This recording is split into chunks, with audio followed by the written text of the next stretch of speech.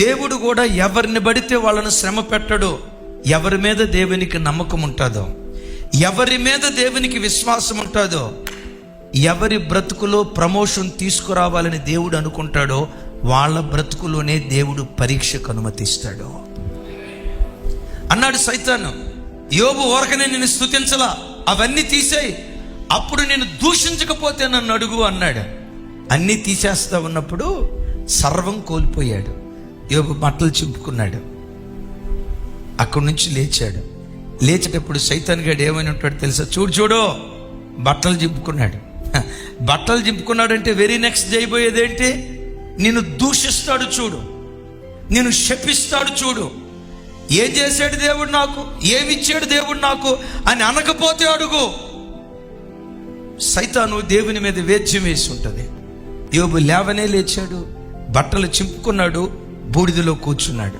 వెంటనే సైతాను అని ఉంటాడు, చూడు బూడిదలో కూర్చున్నాడు, దుమ్మెత్తి పోసి నేను శపించకపోతే నన్ను అడుగు. యోబు ఏం చేశాడో తెలుసా? ఆ బూడిదలో సాగిలపడి యెహోవా ఇచ్చెను, యెహోవా తీసుకొని పోయెను, ఆయన నామమునకు స్తుతి కలుగునుగాక, ఆయన నామమునకు స్తుతి కలుగునుగాక అని సర్వం ఉన్నప్పుడు ఎలా స్తుతించాడో, సర్వం కోల్పోయినప్పుడు కూడా తన దేవుని స్తుతించటం మానలేదు. కాబట్టే ఆ స్తుతిని బట్టే ఆయన స్థితిని దేవుడు మార్చి కోల్పోయిన దానికంటే రెండంతలు దేవుడు ఆయనకు అనుగ్రహించాడు. బిడ్డలారా, ఒక్కసారి చూడండి. ఓ దైవజనునిగా దేవుని ప్రతినిధిగా చెప్తున్నాను. కుటుంబంలో ఏం కోల్పోయావు? ఆరోగ్యం కోల్పోయావా? పర్వాలా. పేరు ప్రతిష్టలు కోల్పోయావా? చక్కటి ఉద్యోగం కోల్పోయావా? మంచి ఆర్థిక స్థితిగతులు కోల్పోయావా?